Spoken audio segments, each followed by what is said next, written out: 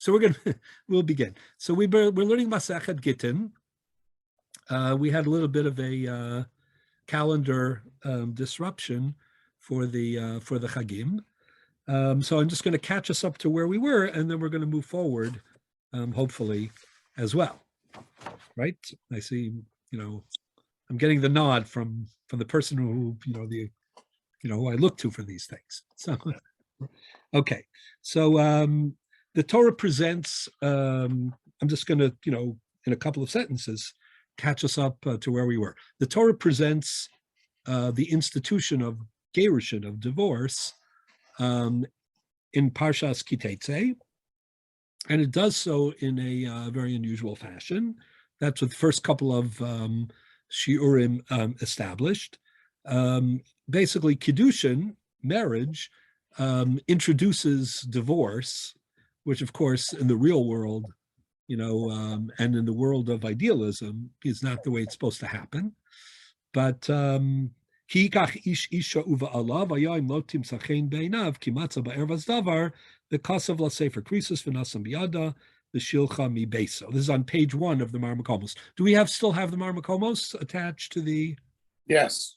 Yes. Okay, great. Yeah. So the question is, why introduce, kiddushin just as kind of a subplot or a background for gerushin? That's question number 1. Question number 2 we dealt with is that there are 3 modes of getting married. That's what the Mishnah establishes right in the beginning of Masachet Kiddushin. And in sharp contrast, there's only one way to accomplish a divorce, and that is Sefer Krisus with a divorce decree. Is that significant? The Tur, in his commentary on the Torah, through a little bit of ingenuity, indicates that is significant. Okay.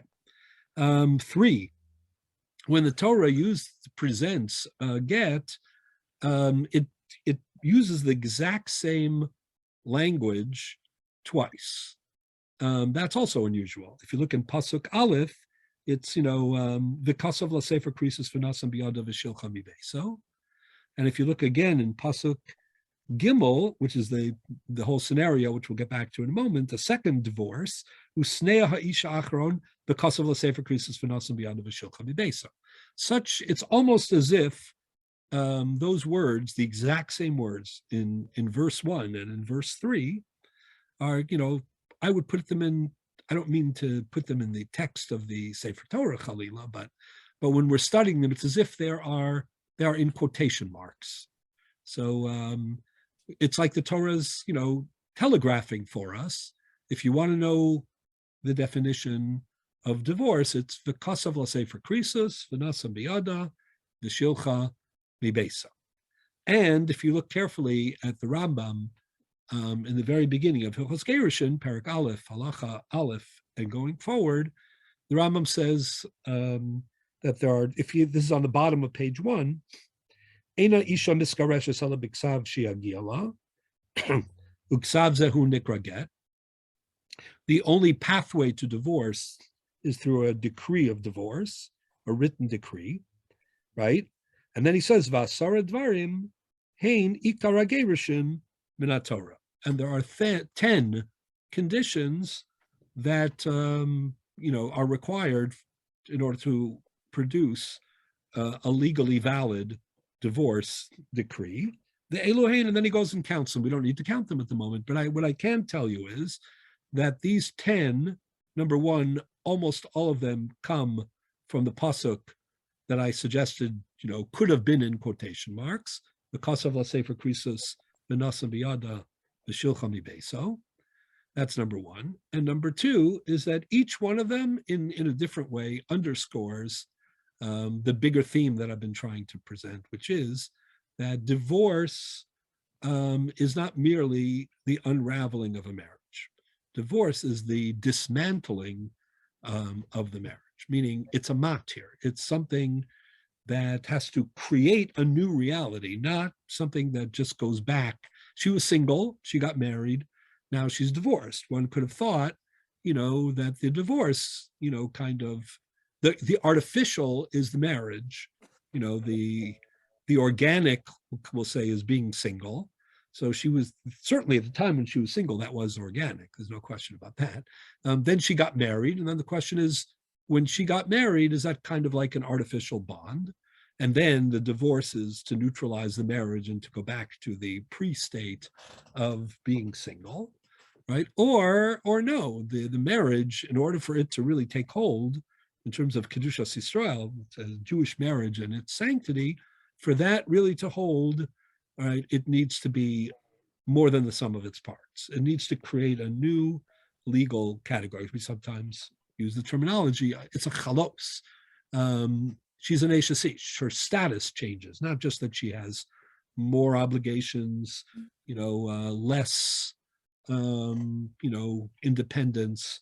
No, it's a existential bond that is constructed between these two people. In other words, she remains an Eshes Ish after the divorce.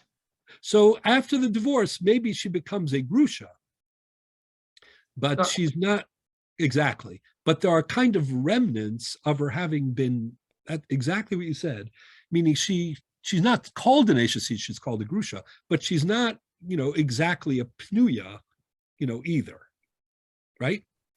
And if you ask me, these 10 conditions that stem from she doesn't go back to being a psula. Oh, that for sure. That's the physical truth. Is there anything else? Yes. I mean, there are, for example, she's asura lekohen, right? Because a Kohen can't marry a grusha because she was previously married. And, there may be other issues, as well. So, but I'm speaking even more conceptually than practically. And what I'm trying to say is that these words that the Torah uses, because of the Sefer Krisus V'Shilcha because of Sefer Krisus V'Nasam B'Yada, V'Shilcha Mibeso, these words and the 10 requirements that they convey all highlight that the divorce process is a matir. It's something that, it's an intricately, constructed dismantling of the ishus to be matir her l'shuk. And I believe that's why Gerushin, in some respects, again, in the order of Masechtas, it's a very interesting phenomenon, like the order of Mishnayos, right? So in Ishus, there were two traditions. One tradition was that Kiddushin came before Gittin, Masechet Kiddushin before Gittin. That, of course, is eminently logical in that every divorce, needs to be preceded by a marriage.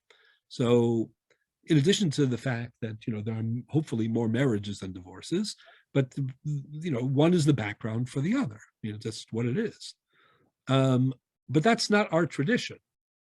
Meaning, if you, again, if we were in the synagogue library, reconstructed, I guess, I could show you there, but, I could also show you, I happen to have a library behind me here, but anybody who has a library can check that in the Mishnayos and in the Shas that's printed, Masechet Gittin, Tractate Gittin, precedes Tractate Kiddushin, usually in the numbering, and the numbering is, just depends on how many volumes, but in the 20-volume Shas, which is certainly the most common, right? Gittin is number 10, volume 10, and Kiddushin's volume 11. Wow, why should that? It doesn't make any sense. So basically, the Rambam, in his introduction to his commentary on the Mishnah, has a very elaborate commentary. And one of the things that he deals with is the order of the Mishnayos, within each Seder. Like, there's, as we know, Zroim and Moed and Nashim and Ezekin and Kachim and Taharos. And within each, there's an order. So he discusses this question. He says, like, why would it be that Gittin is before Kiddushin? So he says, why? Because in the Psukim, in the Parsha, it's that way. Is it? The answer is, the first thing in the Parsha is Ki kachish isha uva'ala, right? Then comes Im lo timtzach chen beinav, ki matzah ba'ervas davar, v'kasav l'sefer krisus v'nasiv yadav v'shilcha mibeso.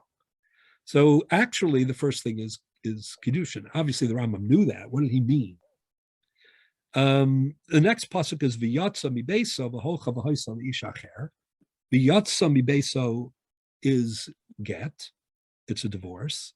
V'holcha v'hoisa l'ishacher, and then she, entered into the home of another, is Kiddushin. So in pasuk number 2, which is the source for many halachos and ishos, iskash havaya liyitzia. We compare the going in process and the going out process. In that context, it is true that gittin, v'yatza comes before, v'holcha v'haisa. But either way, what did the Rambam have in mind? But I think what he had in mind is exactly the way that we read the psukim, meaning technically it's true that Kiddushin, Kikach Ish Isho Va'ala comes before, the first get.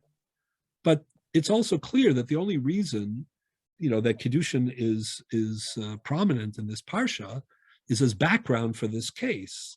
So in terms of prominence, in terms of what's prior, not sequentially, but and not physically in the verses, but in terms of what's dominant, what's important here, this is all about Gittin.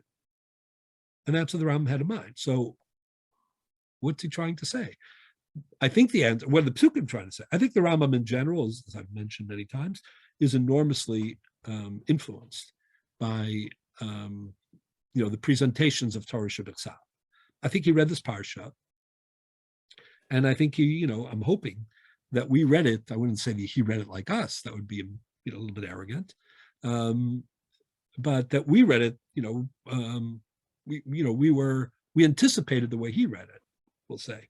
Namely, that, he was intrigued by what seems to be an undue emphasis on the Gerushin part, when most of us are mostly interested in the more happier, more optimistic, more idealistic, Kiddushin part.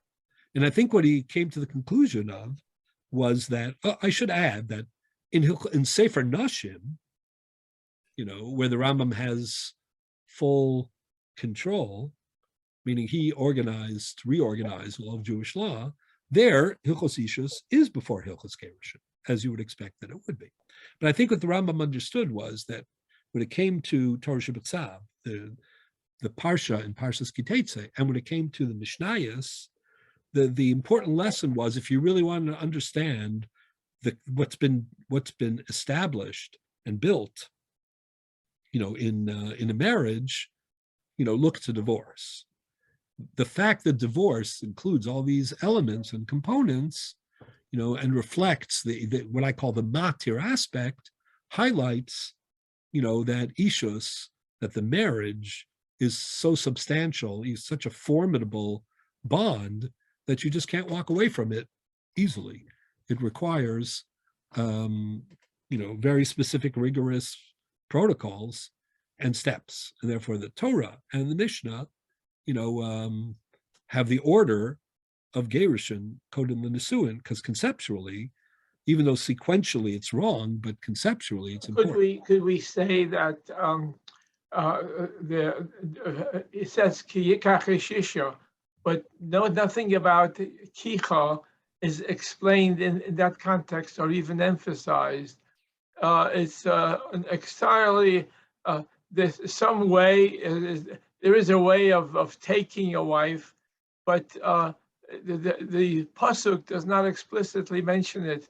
What is mentioned is the Gerushin part, so that one could argue. But this is the pasuk. I hear what you're saying. You're saying it's not explicit, but remember that this is, according to the Gemara in the beginning of Masachet Kiddushin, the base, ki yikach ish isha kicha mistei Ephron, and the uva Allah, and the makesh havaya liyitzia are the sources for the three modes of Kiddushin. So at least the rabbinic understanding of the psukim is that we're dealing with Kiddushin, and of course, even in the context, it's clear that we are, because you don't get to speak about divorce without the background of a marriage. And that's precisely what the Torah is presenting. So even though it's curious, maybe, that it isn't explicit and it's more explicit about get, its implicit presence is beyond question. The element of Kedusha Yeah. in the relationship is emphasized more in the Gittin portion than in the Kiddushin portion. Because what I'm suggesting is that in the process of trying to neutralize or dismantle, that's when you become even more acutely aware of exactly how formidable, what you've built, really is. Anyway, so that's one part of the puzzle. The second part of the puzzle, as we discussed already, is the last pasuk Daled, which says La Yuchal Ba'ala. Again, what's described until pasuk Daled is two marriages, right? You have a marriage, a divorce, a second marriage, and a divorce. And then we're told in pasuk Daled that Lo Yuchal Ba'ala Harishon Asher Shilcha Lashuv Lekachta Liyosa Leisha Acharei Asher Hu Tama Ki Toevahi Lifnei Hashem V'lo Tachtias Haaretz Asher Hashem Elokecha Nosein Lecha Nachala. So the verse based to the pasuk actually says that once there was a disruption in this relationship, in other words, Ruvain married Sarah, and sadly they got divorced. And then Sarah married Shimon and got divorced. And now Ruvain, the first husband, wants to remarry Sarah after she had previously been married to Shimon. So the pasuk is telling us you can't do that.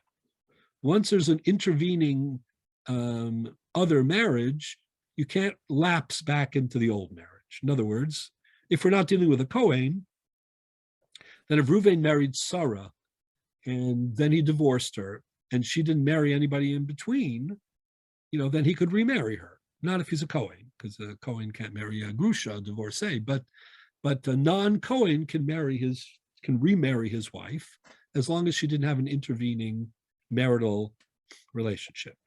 However, once there is an intervening marital relationship, then that is prohibited. So that's a din of Machzor Grushasa. And what's basically the Torah is telling us, and this is the Ha'ara, this is the insight of the Malbim and of others, and that is, if you read the cadences of these psukim, they all lead up to pasuk Daled. And that's kind of the end. If you see the little samach, and even in terms of the spaces of the Torah, it's marriage, divorce, all to teach you that you cannot remarry your divorced wife if there was an intervening marriage, that disrupted it. That's the whole thing. It's like, ki, v'yatza, usneya, all this is to teach you the crescendo, lo yuchal bala harishon asher shuchal l'shuv l'kachta liyosa leisha acharei asher hu tama. Now, that's more than peculiar, because number one, the incidences of Machzor Grushasa are quite rare. The Torah is telling you all this to teach you this rare thing. When people get divorced, unfortunately, it reflects a certain breakdown in their bond, obviously, and typically, and therefore, how likely is it that they're going to remarry? Right? It's not unheard of, but it's not a typical. It's not ma'asim shebachol yom. It doesn't happen every day. So we talk about the institutions of marriage and divorce in one place in the Torah, very specifically, and it's for this rare case.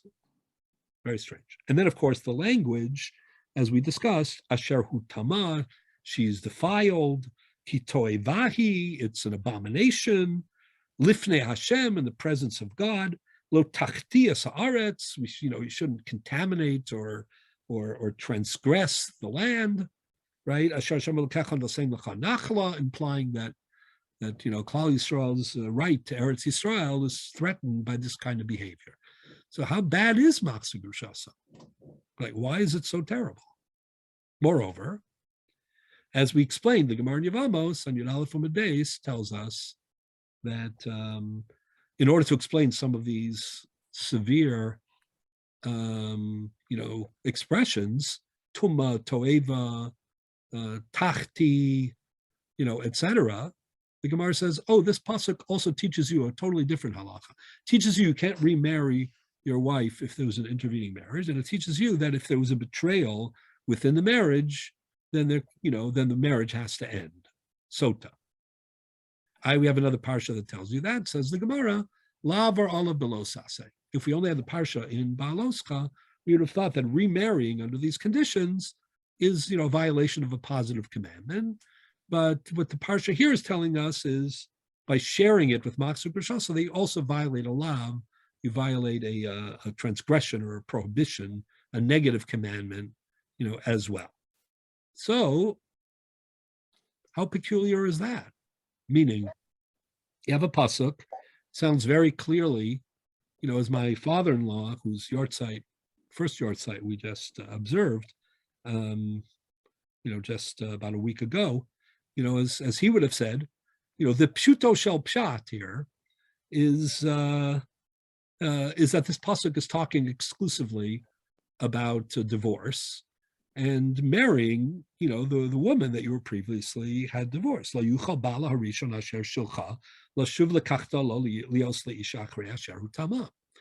do you get from here, because of the more inflammatory language, to the conclusion that this pasuk is being shared between two different transgressions, right?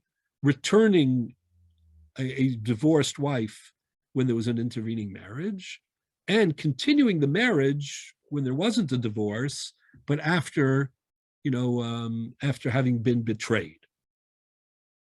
Why would the Torah do that? So, and why would all of this parsha be just leading up to this conclusion, which is anyways formulated in this unusual way? So this is what we were discussing in the previous, I just want to get us up to speed. The idea is that the prohibition of maksud rushaso, of remarrying one's divorced, wife, when there's an intervening marriage, isn't just a technicality. It's not just, it's off limits at this point. It's really a law that stems from a perspective of sanctity, of kedusha, regarding kedushin and gerushin as institutions. And this is what the Ramban, if you look here on page 1, Ramban Devarim Perek Chav Daled, and if you go 3 lines up from the bottom of the entry, the Ramban says, Elu mitzvos mechudashos begetu bechazira. Ramban says, and it's kind of a,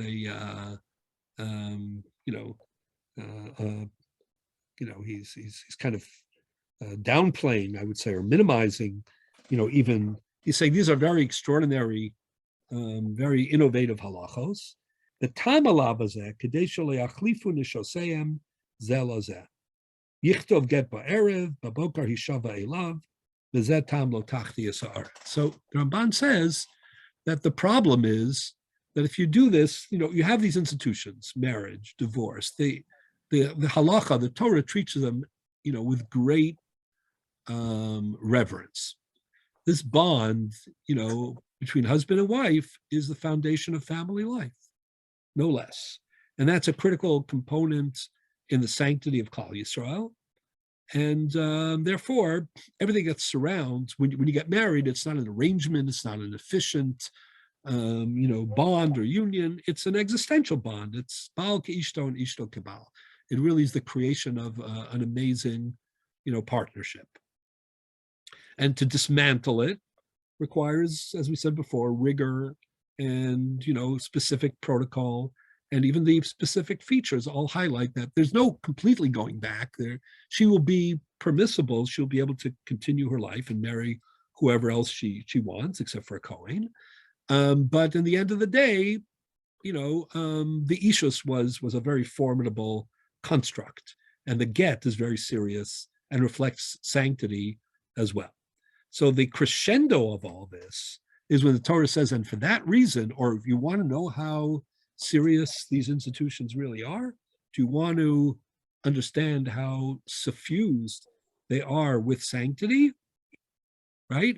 The answer is look to a rare but critical a transgression which highlights it, namely Machzir Grushasa.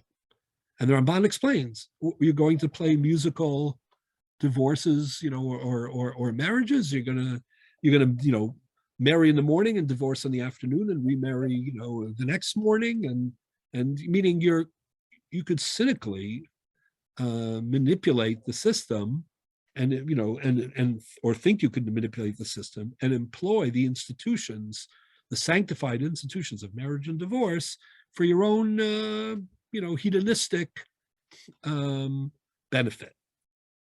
And that would be Tuma and Toeva and Chatas Haaretz. And that would not be fitting of a Klal Yisrael, right, that deserves the Nachala, the heritage of Eretz Yisrael. If this is to be a Melechet Kohanim, the Goy Kadosh, and they're supposed to live in Eretz Yisrael, Eretz Yisrael Mekudesh Asimi Kol Ha'aratzos, and Eretz Yisrael, which is on a completely different plane and level than other lands, and where the standards of morality, and of loyalty, are supposed to be, so sublime, so supreme.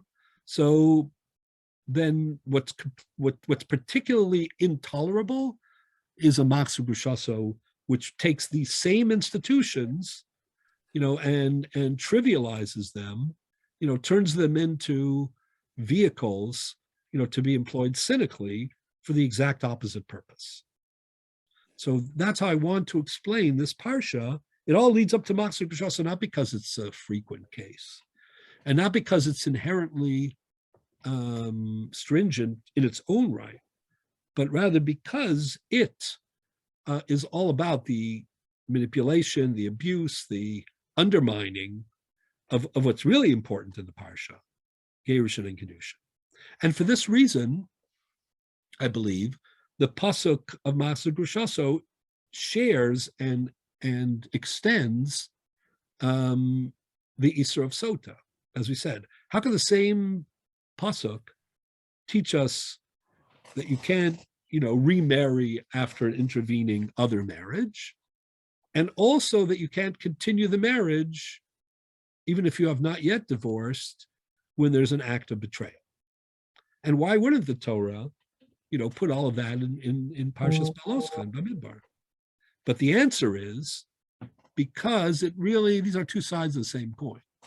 The kind of marriage and divorce institutions that require, integrity and demand, our respect, and that represent a certain kind of ideal approach to the institution of married life, for the very same reason that there can't be Machzir Grushaso after an intervening marriage. That's also the reason why an act of betrayal savages, a marriage itself. Not a question of forgiveness. It's just a question of, having lost, something that is integral, right, to that process. So that's what I think is going on in the presentation of Torah Shabbat of Kiddushin, of Gerushin, of Machzir Grushaso, and of Sota. Having said that, so now we're ready to tackle question number 2. Question number 2 is, so is there a mitzvah legaresh, like there might be a mitzvah lekadesh? Is there a mitzvah to get divorced under any conditions or all conditions, that, he's come to that conclusion?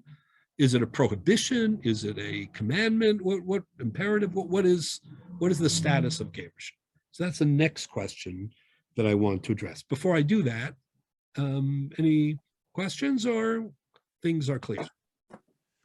Clear. Okay. Good.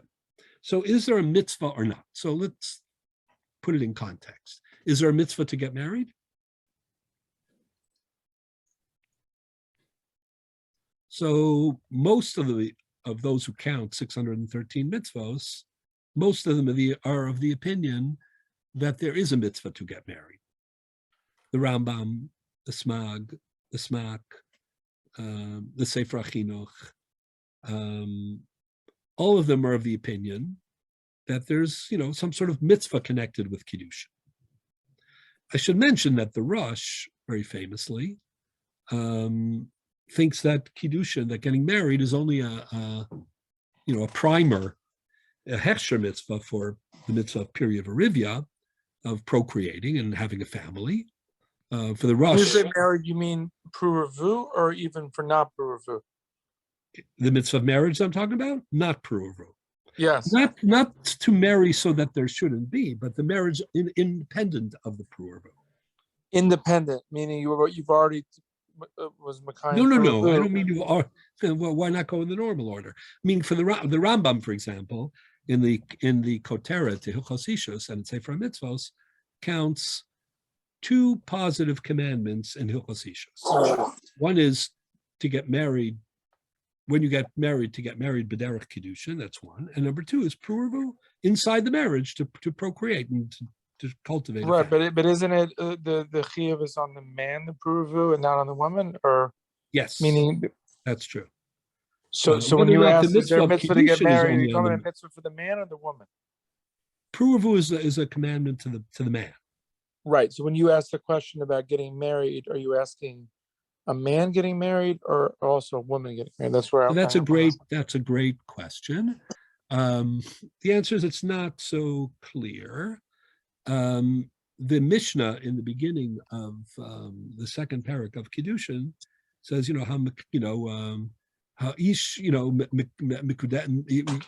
speaks about shlichus, getting married with, when the person can't be there, so he appoints an agent. So, ha'ish is mikadesh as bo b'shlucha, ha'isha miskadesh as ba'u b'shlucha.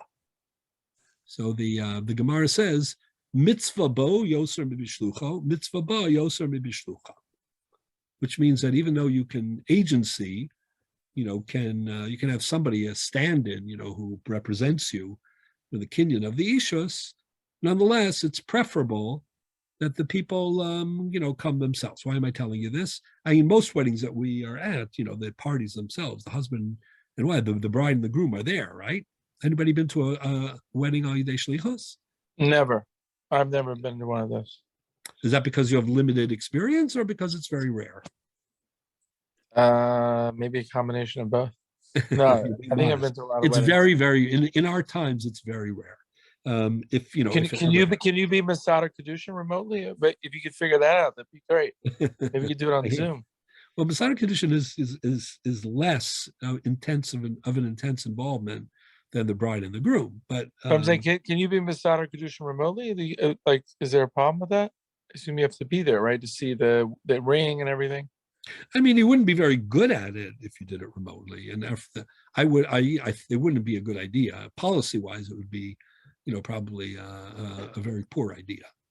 But since the Masada Kedushin isn't formally, he's directing and organizing, and he is, he has to have a certain stature, especially according to some of the poskim.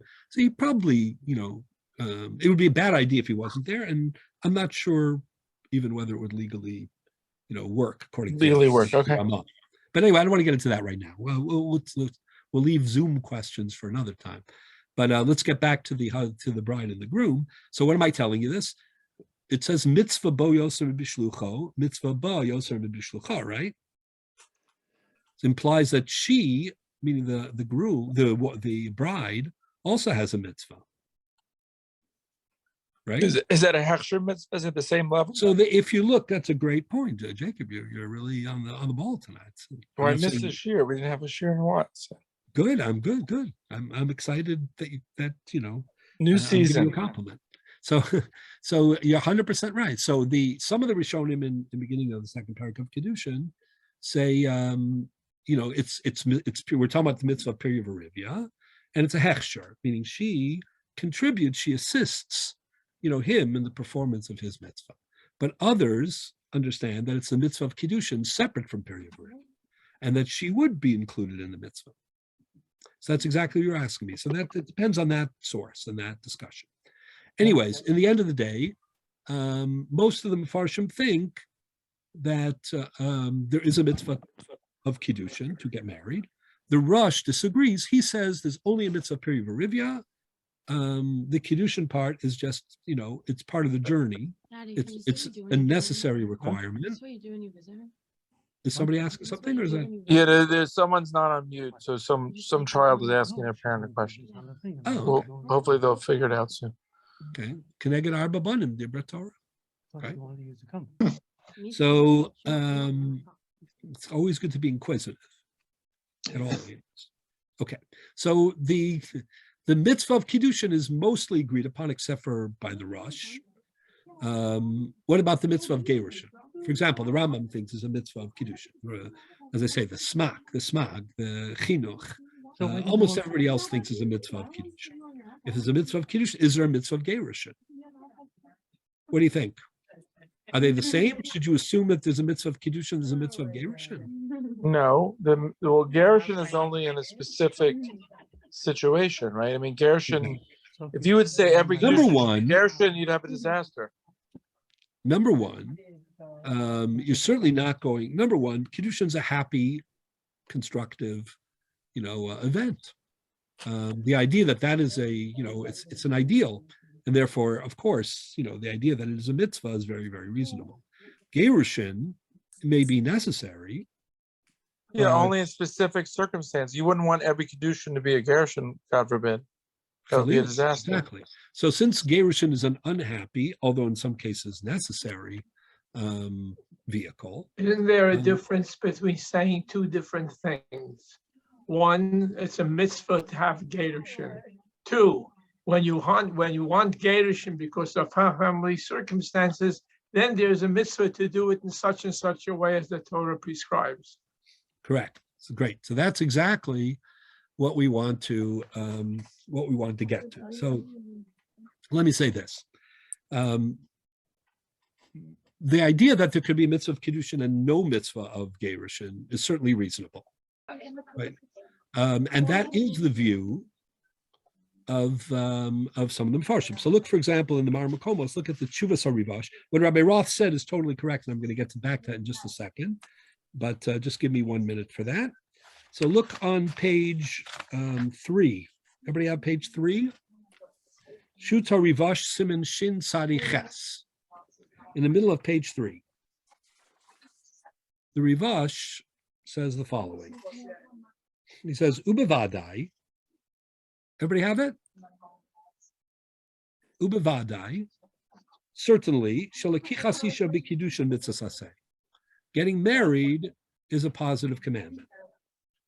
Ve'ena din levad. It's not just an institution that exists and that has legal status and that creates a legal status, but it is an imperative. It is a mitzvah.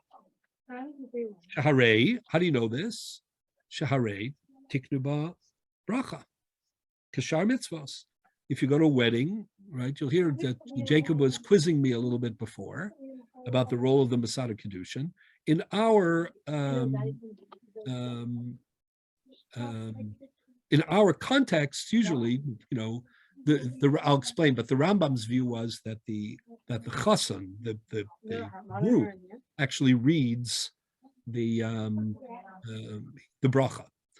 It's his bracha because it's a birkas mitzvah.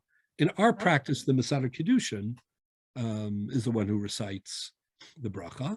It was a very, very long bracha made in the context of Kiddushin, as we know. Right, Asher Kiddushanu b'mitzvosav v'tzivanu al ha'arayos v'asar lanu asar rusos v'hitil lanu hanesuos lanu al yidei chuppah v'kiddushin baruch atah Hashem mekadesh amo Yisrael al yidei chuppah v'kiddushin. That was a very long bracha, right? If you put on tefillin in the morning, you say Asher Kiddushanu b'mitzvosav v'tzivanu v'haniach tefillin or al mitzvahs tefillin. If you go eat in the sukkah, what do you say? Asher Kiddushanu b'mitzvah le'shev ba'sukkah. If you pick up a lulav, you say al netilat lulav. If you hear a shofar, lishmoa kol shofar. The bracha of Erison is much. It's 10 times longer. Alan, please go on mute. Right? It's much, much longer than any other bracha that we're practically familiar with. So, nonetheless, says the Rivash, The fact that there's a bracha shows that there's a mitzvah. The afal pishalo tiknu a bracha b'matbea katzar, even though the bracha is not typical like a short form, like the ones that I just mentioned, kishar berachas ha-mitzvah, he lios b'mitzvah zu kedusha yisera li-Yisrael. That's because we're dealing with an institution which, is the source of an abundance of sanctity.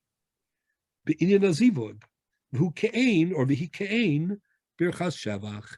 This bracha is like a praise bracha, not just a mitzvah bracha. That's two different categories of brachos, because the mitzvah that it rhapsodizes about is a complex mitzvah. He says, Ulafid varecha, whoever the Rivash was writing to, it's not clear, says what you are saying, ein kan mitzvah klal, shari biyichud bilvad, hiyesh asish gemura. The other fellow was saying, no, kiddushin's just a means to the nesuin, and it isn't really a mitzvah. Deina kiddushin osin rakhiv misa lavo aleha v'lama tiknu bracha al kazu shidin levad, says the Rivash. If it's just an institution and it has impact, but it's not an imperative, it's not a mitzvah, then why is there a bracha? L'chiyuv mitzvah sanoev v'lo davar acher eli mitzvah gemura v'lo dami legerushin. This is the key line. It's not comparable to divorce. Shehi din levad. Gerushin is an institution, not a mitzvah. Shara yesh gerushin shesanui amishaleach. The Gemara says in Gittin, we'll hopefully read this next week, that a person who divorces for no reason is a despicable person. Again, there are grounds for divorce, and they range, and we'll discuss them. But the person who just plays fast and loose with other people's emotions, A, and B, with a revered and sanctified institution, for no reason, or because he's grumpy or wants change in its own right for no other reason. Sanuya mishaleach. The halacha perceives that that's not a mitzvah. V'amegarish ishto rishona. The person, sometimes there might be reasons for it, but people's relationships can deteriorate. They change, their expectations change, things happen along the way, and there can be discordant, all sorts of things. I don't have to tell you. But nonetheless, as even when it's justified, the Gemara says that hamegarish is ishto rishona. There's a certain idealism in a first marriage. And when it ends in divorce, afilu mizbeach morid olav demaris. Even the mizbeach, which is an inanimate object, cries, whatever that means. V'af begerushin tani b'sof gerushin.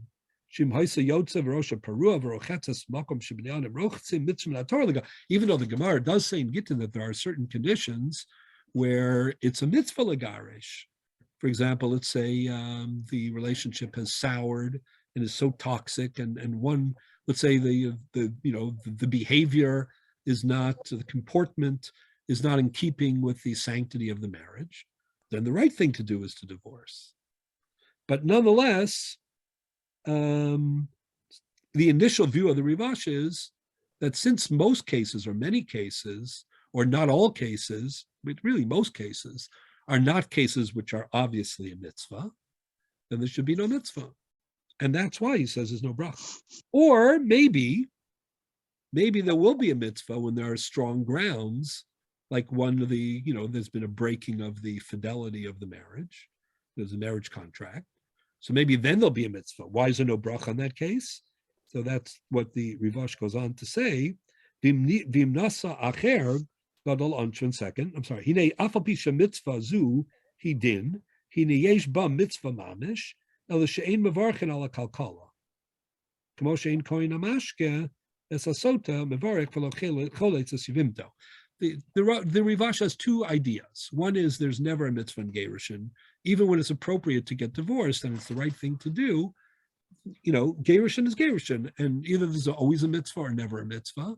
It's an institution. It should be used under certain conditions and should be avoided in others. And there's kind of a neutral perspective in still other conditions, but it's never a mitzvah. That's the first view of the Rivash. Or, he says, where the conditions mandate a termination of the marriage because there's been infidelity or other such things, then maybe there would be a mitzvah. Why is there no bracha in that case? Just like you have a bracha on the erusin, maybe you should have a bracha on the gerushin. He says, because either way, it's mishum kalkala. It's always sad, right? It's always an unhappy, moment. It might be a necessary, unhappy moment. But you don't make a bracha, even on a mitzvah, when it's an unhappy mitzvah. It's a mitzvah only in context, not a mitzvah, idealistically. So that's the view of the Rivash. The Rivash says, Kiddushin mitzvah, Gerushin either no mitzvah, or maybe it depends. Now, if you look at the Rajba, who was earlier than the Rosh, this Rajba actually is a very famous tube. I've mentioned it in the past. Doesn't it matter on the case? I mean, how can you make a blanket rule? Well, the that Rivash's just second view is or is not? Right. So the Rivash's second view is that the case matters. The first view says the very fact that there, it depends on the case, shows that institutionally there's no mitzvah. It's in the circumstance, and the word mitzvah, if it appears, means more like it's the right thing to do, Eitz Tova, but not a mitzvah of taryag mitzvahs. Right. I mean, like in a case of a sota, I assume it would be a mitzvah, right? I mean, it would be a mitzvah in the sense that you have to do it and it's the right thing to do. Whether you'd count it in Taryag mitzvahs as a mitzvah lagaresh, that's the 2 days in the Rivash. But we'll see the Rajba agrees with you. The Rajba, this Chuvas Rajba is really not the Rajba, but it's a earlier authority, Rabbi Yosef Ibn Palat. He was asked the question, how come there are brachos for certain mitzvahs and not for others? Like you don't make a bracha on tzedakah. We talked about it last year. We learned about tzedakah, right? There are things that you don't make a bracha on your belief in God, right? Rabbi Roth may have other explanations of why that is, but either way you don't, right? The affirmation, the theological affirmation does not require a bracha. It is a bracha, but it doesn't require a bracha. There's a passage in the Rambam about where he says, Kol mitzvos aseh, bevorchen alehem over la'asiyasan. Yeah, he says that in the context of Birchas Erusin too. He says it twice, once in Perek Aleph Hilchos Brachos about all Birchas HaMitzvah, and then he says it in Perek Gimel, Hilchos Ishas Halacha Chaf, whatever But it is. not, I mean, in negative mitzvos losas, they are also right, but what I'm saying is the Rambam counts Anochi Hashem Elokecha, I am the Lord your God, as a mitzvah, but he doesn't think that you make a bracha, every time you affirm it, right?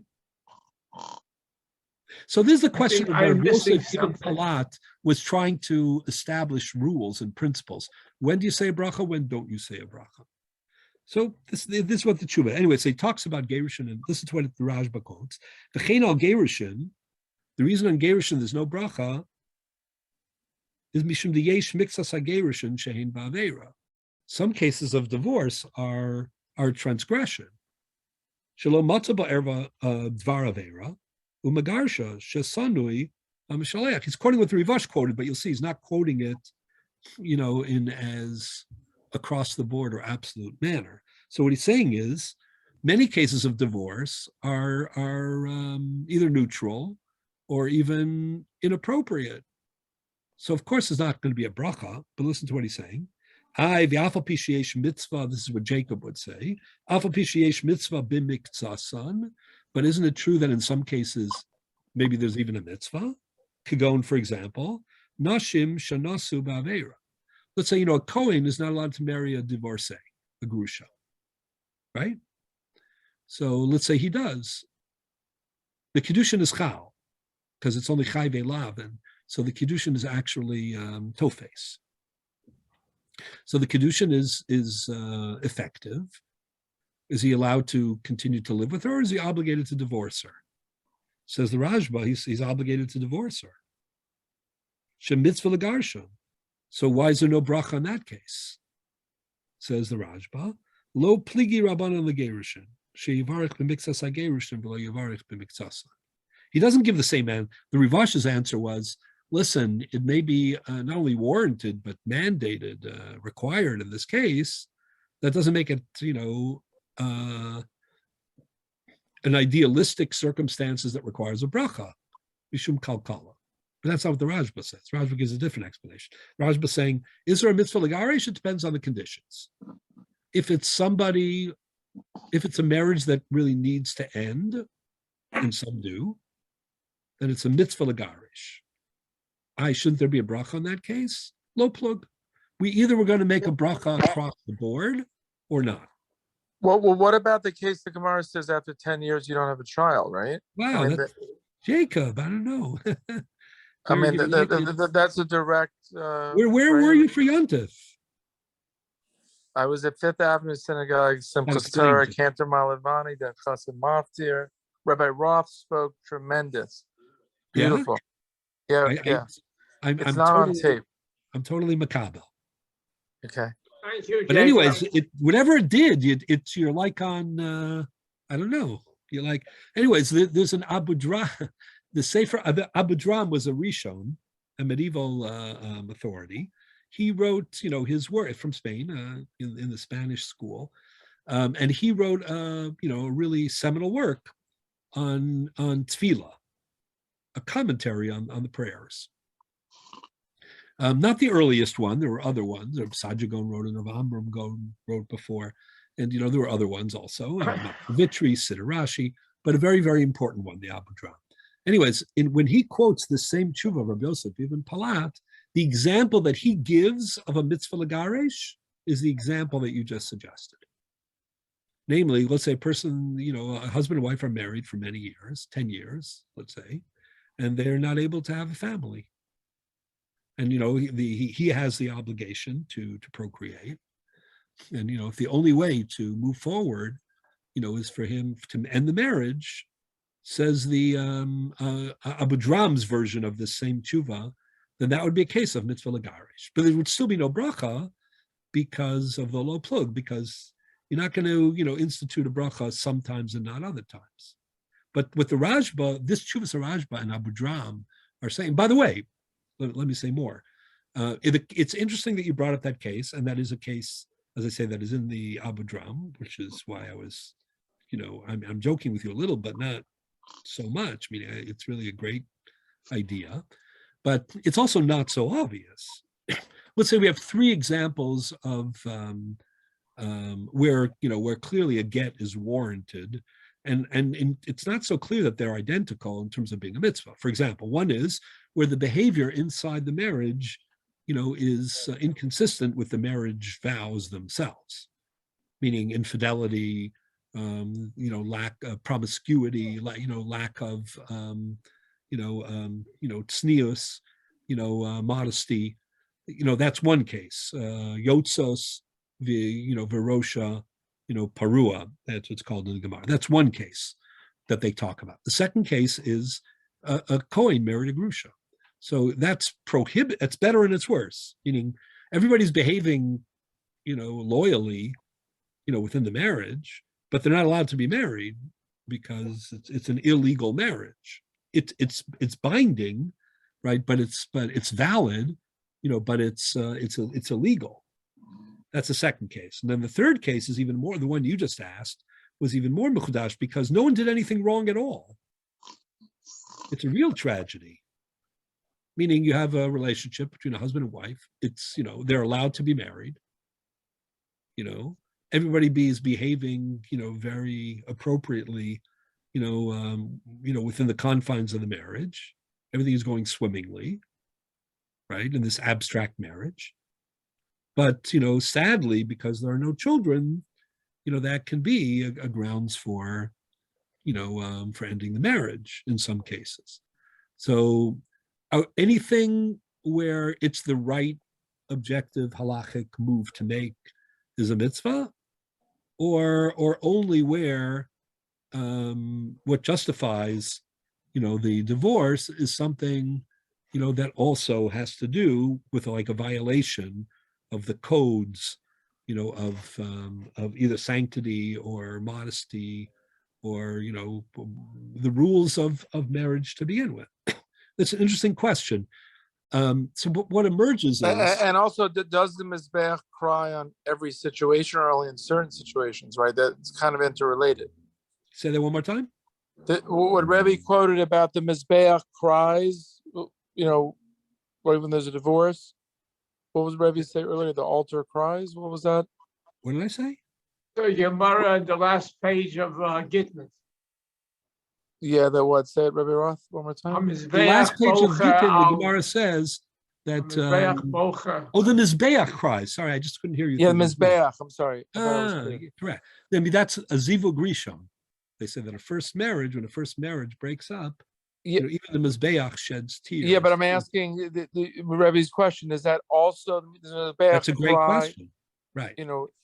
Is that even when I think that the answer is, possibly even when there are grounds for divorce, because the crying isn't that, isn't necessarily that it's the wrong thing to do. Sometimes ending a marriage and terminating, a toxic relationship is the right, we'll discuss this more, but is the right thing to do. But there can still be tears, just like the Rivash was saying about it, being kalkal. It's still sad, right? It's still like a loss of innocence, or a loss of idealism, or a loss of opportunity, right? There's a certain kind of idealistic momentum going into hopefully every marriage. I mean, even a second marriage. When I speak about and when the Gemara speaks about a first marriage, a second marriage, you have to understand that I said this in the past. We're speaking structurally. We're not speaking about each individual case. There are first marriages that were never meant to be, and there were bad choices, and there are second marriages that are utopian. Baruch Hashem, and I know cases where of both. What the Chazal mean is all things being equal structurally. When people get married at in a young age, and in an idealistic posture, there's something very special about that. That's hard but not impossible to recapture from a structural point of view. When there's already been, ironically, in many cases, whether if a first marriage is very idyllic, that can make the second marriage more difficult in some cases, to live up to that. That's what the Gemara says in the end of Pesachim. Or the contrary, people if both parties have had good experiences in a marriage, like a second marriage where people, first partners, sadly predeceased them, but the relationships were very good, and there's like a history of knowing what that means, and the kind of investment, needed to, to try to produce that. Sometimes it's more difficult, and sometimes it's easier. So obviously every case is individualized, and Chalila, we don't want to. No one's passing judgment on individuals, history and reality. You always hope for the best, but whether it's for the good or for the bad, there still is like a certain structural, likely, scenarios that are more conducive to success and less conducive to success. That's what we're talking when we talk about the Mizbeach crying at the Zivug Rishon. It means it had a lot of promise. It was idealistic. There were these two people got married. They were at an age and a level of experience where the expectation, their expectations and our expectations were such that that it makes things even sadder, that it didn't work out that way. Okay, so that could be even when there are reasons to divorce. It's just still kind of a lost, ideal in some respect. Okay, what is the Rambam's view? So now let's get back to Rabbi Roth's very excellent comment. Before we get to the Rambam, let's go to the Rambam actually. What is the Rambam's view? So the Rambam's view is that there's a mitzvah l'kadesh, a mitzvah to get married, and there's a mitzvah l'garish. But according to the Rambam, this is what Rabbi Roth was alluding to, the mitzvah is not actually to find yourself a wife or to get divorced, for sure, there's no mitzvah to get divorced. That's a very sad thing across the board. The mitzvah is the methodology, the vehicle, how you do it. The Rambam says this in the beginning of Hilchos Ishus. Kisheratza ish, lisa, isha, right? When a person decides to marry a particular woman, right? Yisa osa b'kiddushin lifnei hanesuah. That he should do it according to the way that the Torah prescribes. The Torah broke down marriage into two parts, two institutions, erusin and then nesuah.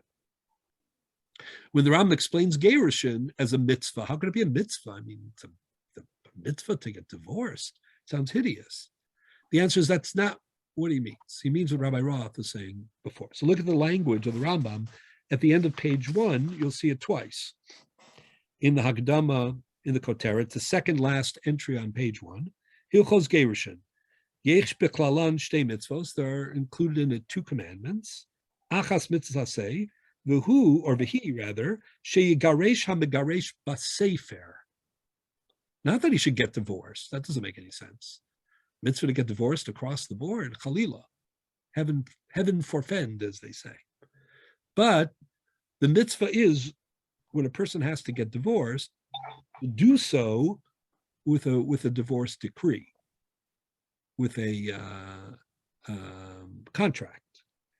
Shigarish amegarish b'sefer.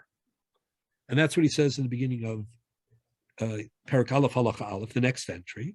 Eina isha v'skareshes ela b'ksav, she'agia la ksav zeh hu hanikra get. Even more clearly, if you turn the page, Sefer Mitzvahs Reish Kaf Beis, Mitzvah say 222, Reish Kaf Beis. A Mitzvah Reish Kaf Beis, he, Shetzivanu, we are commanded, Ligaresh, to divorce, Bishtar. Al Kol Panim, Kishenirtza, Ligaresh. If anyways you have concluded that you are getting divorced, the mitzvah is to do so properly, with the right protocol. And the right protocol is with a ksav get. Okay? So this is, according to the Rambam kind of equates Kiddushin and Gerushin. That seems shocking at first glance. But when you realize that in both cases, he's emphasizing, the method, not the action, then you understand it. Now, of course, what does that mean? What does it mean that the mitzvah is the method? We'll get back to that in just a second. But I should also add that this is the view of the Sefer HaChinuch. Sefer HaChinuch, both in Kiddushin, which I don't have here on the page, but I do have the Gerushin, emphasizes following. He's following the lead of the Rambam. He was very influenced. This entire work of Sefer HaChinuch is patterned after, even though he diverges when he thinks he has to, but hugely influenced by the Rambam. And this is how he formulates it. And mitzvah taf kuf ayin tes in the middle of page 2. Mitzvah ala rotze legaresh, a person who's already decided wants to get divorced. There's a mitzvah legaresh es ishto sheyigarshena bishtar, that he should do it according to the proper method with a shtar. And then he elaborates, Shenitztavenu, we are commanded, Kishenirtza legaresh nishosenu, when one has concluded that he is going to divorce his wife, legaresh osan biksav, to divorce them, with a contract. Valzeh haksav yomar hakatuv sefer krisus v'hu sheikru osar abaseinu zecharnim levracha get ukmo chen amatargem tirgem sefer zaget alzeh namar v'kasav la sefer krisus v'nasan biyada v'shilcha libesa. So this is the Rambam's view. Now the question is, what does it mean? What does it mean to say that a mitzvah, right, is a method? So this is something that I am personally very kind of invested in. Not that I have stocks or but intellectually, that is, and spiritually, it's a view that I think is very common, in the worldview of the Rambam. Some years ago, we learned chulin. We talked about the mitzvah of shchita. Is it, if you want to eat meat, you have to shech the meat. You have to slaughter it ritually, properly. So is that a mitzvah or a matir? The answer is, according to the Rambam, when you want to prepare meat for eating, doing it b'derech shchita, the method is a mitzvah. And more recently, we talked about tshuva, repentance, and the Rambam's famous view that vidui, that confession, is the emphasis, in tshuva. So why should that be? I mean, repentance is repentance. It's not, confession is just, the method. But once again, the Rambam is telling us that the mitzvah expresses itself in following the proper protocols and doing this the right way. So what does that really mean? So I think what it means is as follows. Sometimes a very distinctive method highlights what is singular about an institution or an action or an approach, meaning it isn't coincidental and it's not just out of efficiency, that the Torah demands, that the halacha demands that certain things be accomplished in a certain way. For example, I mentioned earlier that the way the Torah presents, Gittin, the divorce in Parshas Kiteitzei, so specific, v'kasav l'sefer krisis v'nasim yadav v'shilchim yidesa, right, twice. And then the 10, requirements that the Rambam, elaborates, based on those psukim. The method and the language, all of it is intended to kind of accentuate what is singular about the Jewish halachic perspective on divorce. And I believe that is what the Rambam means in these contexts when he says the mitzvah is to do it in this particular way. What he means is doing it this particular way highlights what is different about it, what is unique and singular about the halachic approach to this institution. And here we actually have a very propitious, we'll say, window into all of this, because the halacha also has a view on non-Jewish marriage and divorce. I mean, halacha respects the institution of marriage even for non-Jews, for Bnei Noach. Ben Noach, from a Jewish law point of view, is obligated to be loyal to his marriage. So the institutions of marriage and divorce, while technically different, Judaism, perspective on Jewish marriages and non-Jewish marriages, there still is a requirement of proper marriage and proper divorce, for non-Jews. So if we examine the Rambam's, understanding, or the halakha's understanding, especially the Rambam's, ruling about this, about non-Jewish marriages, and then we compare to Jewish marriages, maybe it will further reinforce my suggestion that the method, highlights the approach. So we're going to have to do that next week because our time is almost up. Let me just tell you what we're going to find, pretty much, and then we'll, betake ourselves to it. And we get to more Makomos next week as well. So the Rambam, the Yerushalmi in Masechet Kiddushin, this is found, if you want to look at it in advance, on, this is found on the top of page 5. So the Yerushalmi, I'm going to read it next week, but on top of page 5, the Yerushalmi seems to say, number one, that marriage, a non-Jewish marriage, does not require 2 phases: Kiddushin, the transaction part, and then the intimate, initiation of life together. It only requires phase number 2. And then when it comes to Gerushin, the Yerushalmi discusses either that there is no Gerushin, there's no divorce for Ben Noach, almost like, Catholic perspective on marriage, or there is, and it's much easier to implement and to walk it's much easier to walk away from a non-Jewish marriage, according to the halacha, than from a Jewish marriage. Meaning, you don't need a contract. You can do it verbally. You can decide if the two of them decide. Well, by the way, is it even a wedding? Meaning, if you marry a non-Jew, is it No. considered- A Jew cannot marry a non-Jew. That is not that's not right? You don't have to divorce her because you were never married, right? halachically. It is no marriage, correct? But Right. So what I'm are, not what are we talking talking that. about? I'm talking about a non-Jew marrying a non-Jew. Right? A ben Okay. Noach, a Noahide, somebody who keeps the 7 mitzvahs b'nei Noach, marrying another, a religious, not a Jew, but a religious person who believes in God and observes, the basic Noahide laws. So the halacha has a view. The psukim that we just read Parshas Bereshis, right? Also in the Fifth Avenue Synagogue, they read Bereshis. Definitely. Yeah, we do that also. You did that also. So, Vaitzav Hashem Elokim, when God commands, Adam, that's the source for at least some of the Noahide laws, right?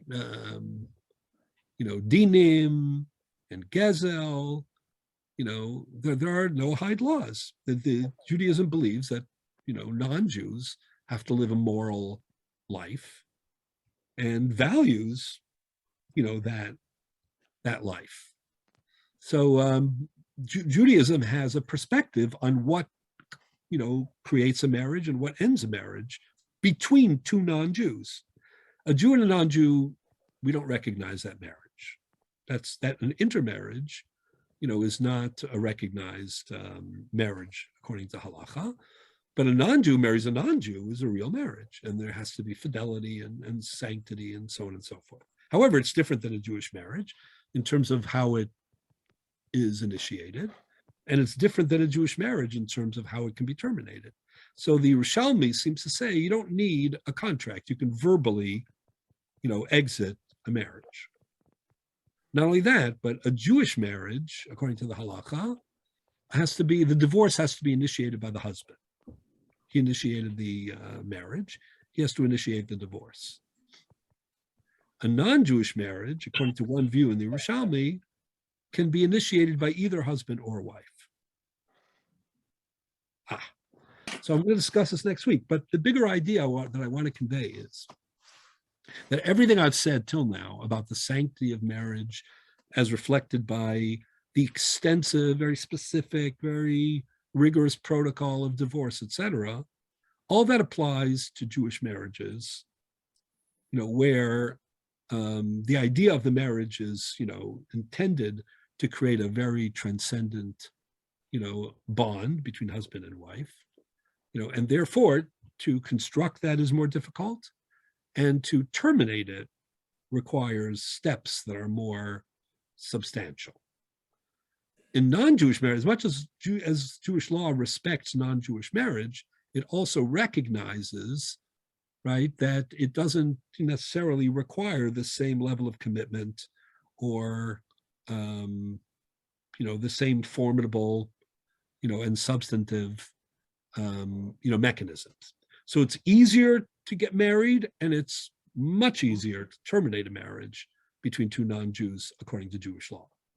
So basically what the Rambam was trying to say was the fact that Kiddushin between a Jew and a Jew, the Jewish perspective on marriage, the fact that it requires a separate phase of Kiddushin prior to Nisuin, and the fact that Gerushin is much more difficult to achieve and requires a contract and only can be initiated by the husband.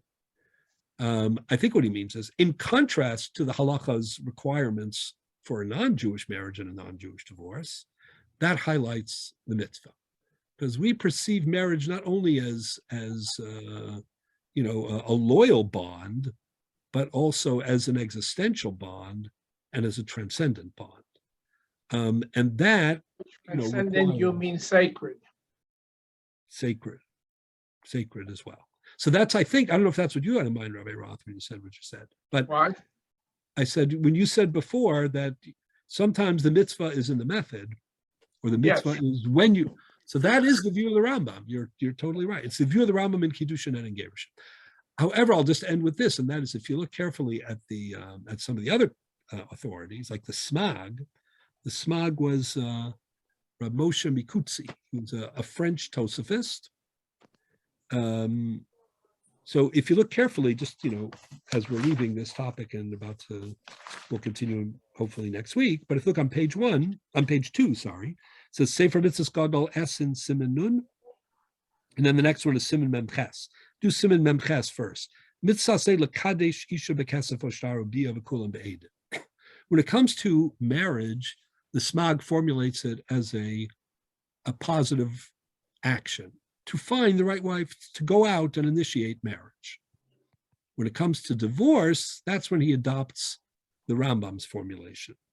Look on Nun, v'haya imlo timsakein beinav v'kasav l'sefer krisis v'nas miyad v'shul kli beso mimikra zel amadnu ikare hagerushin v'heim asar dvarim min haTorah. Notice he doesn't say that there's a mitzvah to divorce, not even in the extenuating circumstances that make that appropriate. Instead, he emphasizes only the components, the method, the vehicle. So while the Rambam is consistent and emphasizes the vehicle in all these cases, as if to say, if you put a spotlight on the vehicle, that will open up, that will provide a window into understanding, the character, the singular character of these institutions in halacha, as opposed to, the also respected but different standards of non-Jewish, internal marriages as well. So whereas the Rambam says that about both Kiddushin and Gerushin, the Smag adopts, the more classical concept of mitzvah when it comes to Kiddushin. And then he also employs a Rambam type approach to Gerushin. So while it's not the same as the Rivash, who said that Gerushin is no mitzvah and Kiddushin is a mitzvah, the Smag thinks that they're both mitzvah.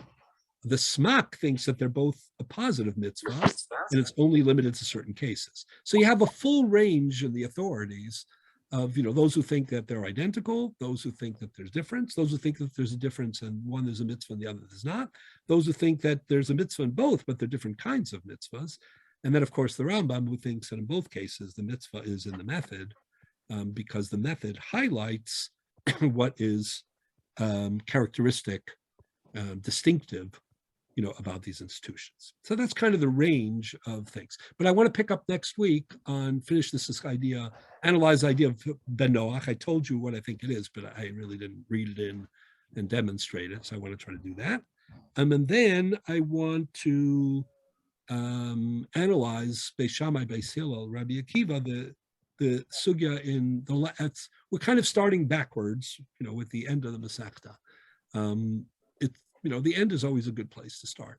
So the Rambam didn't start with it, but the Tur and earlier the Bahag, the first thing that I write about Hilchos Gerushin is the last topic in the Masechta, which is grounds for divorce. What are the conditions, that are that make appropriate, a decision of divorce, as sad, as that is. So I want to try to start and analyze that. Will take, a week or two probably, and then we'll start moving to the beginning of the Masechta to discuss some of the topics in the first parak. Okay. Thank you so much, Rabbi. It was excellent. Thank you. Thank Good to see Looking everyone. forward Good to to continue the Good night, shiurim, Henry. and have a good week, everybody. Yes, Thank yes. Thank you, Rabbi. Thank you. Thank you. Good to see you all.